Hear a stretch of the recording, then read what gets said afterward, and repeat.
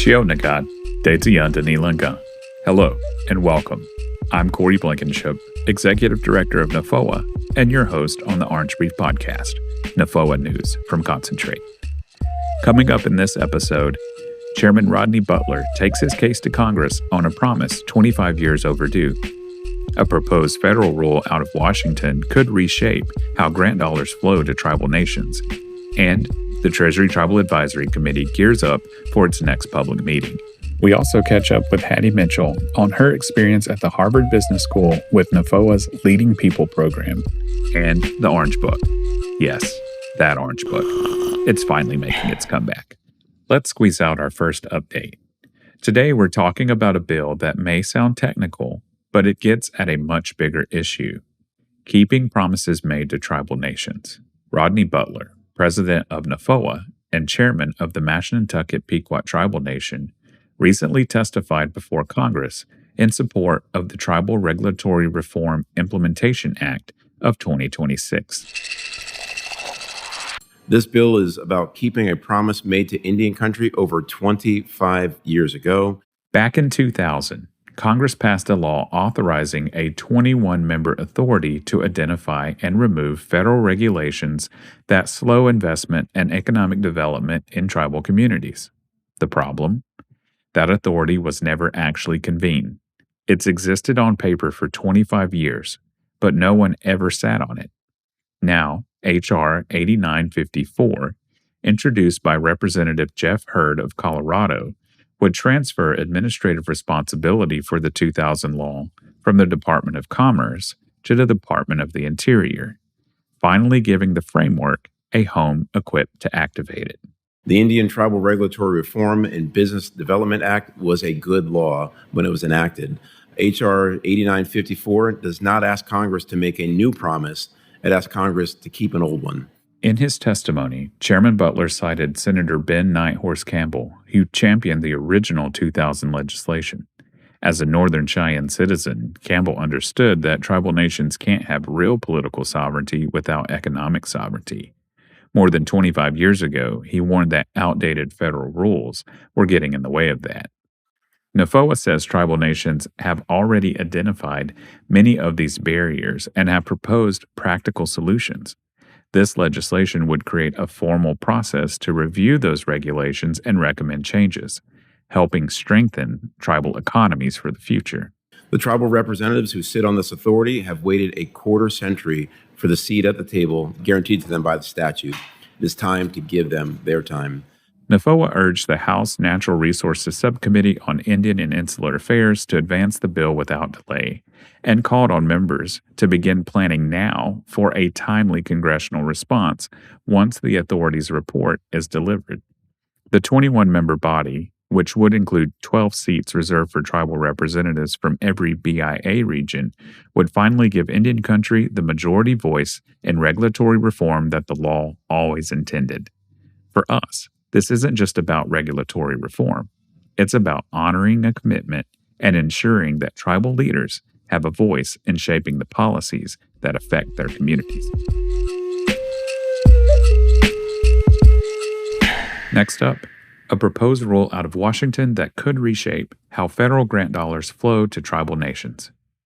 Back in May, the Office of Management and Budget proposed a major overhaul of the rules governing federal grants, the Uniform Guidance. It touches on everything from healthcare to housing to public safety funding. And if it goes through as written, it takes effect this October. NAFOA reviewed the proposed rule closely, and we identified 4 areas that should have every tribal finance professional paying attention. Agencies could cancel discretionary grants mid-award over shifting agency priorities, with no meaningful right to appeal. That creates funding insecurity for programs that tribal citizens depend on daily. The rule's DEI restrictions also do not account for a basic legal fact. Tribal status is a political classification, not a racial one, a distinction the Supreme Court settled over 50 years ago in Morton v. Mancari. Left unclarified, that ambiguity could put federally authorized tribal programs at risk of getting swept up in restrictions they were never meant to fall under. And then there's the timeline itself. New requirements like E-Verify, federal reporting systems, new payment justifications, all would need to be implemented within 60 days of the final rule, with only 45 days to comment and no government-to-government consultation along the way. We covered all of this in our July webinar, bringing together experts from Wipfli, Baker Tilly, and MGO to break down what's in the proposed rule. Here's some advice from Eric Russell, Consulting Director at MGO. The time to look at the changes and the proposed changes is certainly now to understand what potential impact it could have on your operations and get you ready to implement for any awards you receive October 1st or shortly thereafter. NAFOA submitted formal comments to OMB on July 13th, calling for meaningful tribal consultation, explicit protection for tribal programs under the DEI provision, and a delayed effective date that gives tribes a realistic path to comply. Since the public comment period closed, the Senate has passed their version of a continuing resolution to fund the federal government through December the 11th, and it includes a provision specifically barring OMB from finalizing this rule before that date.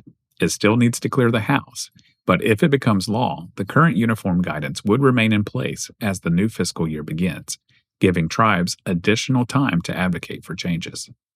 Tribal finance and grant administration teams should continue operating under existing uniform guidance requirements and prepare for ongoing advocacy ahead of the December 11th, 2026 deadline. We'll keep tracking this one as it moves. A quick break from the news, because concentrate needs a little water sometimes. As you know, NAFOA happens twice a year, and every time it sparks new conversations that deserve more than just a few days. We wanted to offer a way to keep that same spirit going in between.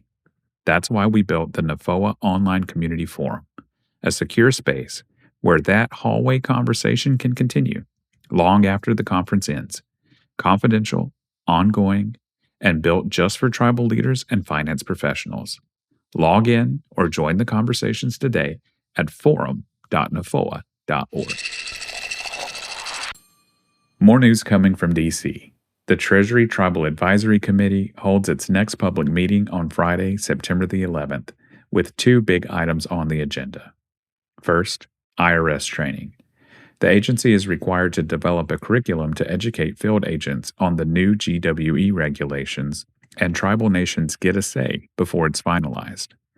NAFOA hosted a listening session in Reno back in April, and the survey feedback has been rolling in ever since. The IRS has formally committed to consulting with tribes before locking anything in. Second, partially owned tribal entities. December 2025's rules only covered corporations wholly owned by a tribe, meaning anything less than 100% ownership could still be a gray area. That uncertainty could slow down joint ventures and partnerships, so TTAC and NAFOA are gathering input on how to push for follow-up guidance. Registration for the public meeting opens soon. We encourage tribal leaders to join in person or virtually and submit public comments. Now we'd like to bring you an exclusive interview from the Leading People and Investing to Build Sustainable Communities program, or Leading People for short. Leading People is an executive education program developed in partnership with NAFOA, the Harvard Business School for Executive Education, and AFOA Canada that brings together tribal leaders from across Indian country and globally to strengthen leadership, governance, and economic development. Participants spend the week learning from the Harvard Business School faculty, engaging in peer discussions, and building relationships that extend far beyond the classroom. Hattie Mitchell, CFO at the Forest County Potawatomi Tribe of Wisconsin, tells us about her experience from this past spring and how the program has made an impact over the years. I've taken this course, a different version of this course, like 20 years ago, 10 years ago, and some of the things they've said that long ago has stayed with me because it's the way they teach, their passion, how they bring it out in you. I know that I'm going to use the lessons today, so far in the future. The program challenges participants to come prepared, dive into complex issues, and learn from one another's experiences. According to Hattie, preparation is a key part of getting the most out of the experience. The advice that I would give to future students is to make sure to do the reading. You have to have that base before you come in and spend the time to look at your materials, the discussion groups. We meet every morning so that they can get the most out of the program. Beyond the classroom, the program is about strengthening tribal and indigenous leadership and bringing those lessons back home to serve communities. Being here, it just reminds me of how fortunate I am to be able to be here. I know we're going to go home and just try to do the best that we can to help build our nations and to have good governance. For many participants, the experience leaves a lasting impression, not only because of what they learn, but because of the people they meet and their shared commitment to strengthening their nations. If I could sum up the experience of the program, I would just say I feel so grateful. I just love everything about this process. The staff that put it together, the teachers that are teaching, the students that are coming. I feel so grateful to be a part of this. Applications for the 2027 Leading People and Investing to Build Sustainable Communities program open at the end of September. As Hattie mentioned, preparation makes all the difference. And with more applications each year, the earlier you start, the stronger your application will be. Don't leave it to the last minute. To learn more, visit nafoa.org/institute/LPIBSC. All right, save some big news for last. And I know a lot of you have been asking about this one. The Orange Book is back. For those unfamiliar, the Financial Reporting and Information Guide for Tribal Governments and Enterprises, better known as the Orange Book, has been the go-to resource for tribal finance professionals for years. And after a year of work, an updated edition is finally on its way. We pulled together a dedicated group of expert volunteers to revise the chapters and illustrative financials last summer. This has been years in the making, and I know a lot of you have been waiting. It's almost here, and I promise it's worth the wait. The updated edition will be available for pre-order soon. One more thing before we go, and this one is time sensitive. It's not too late to register for the Fall Finance and Tribal Economies Conference, happening September 21st and 22nd at Buffalo Thunder in Santa Fe, New Mexico. This conference offers 2 days with the sharpest minds in tribal finance and practical insights you can take straight back to your nation. Hotels are already sold out, so if you're planning to join us, please don't wait any longer. For more details and to register, visit nafoa.org/conference.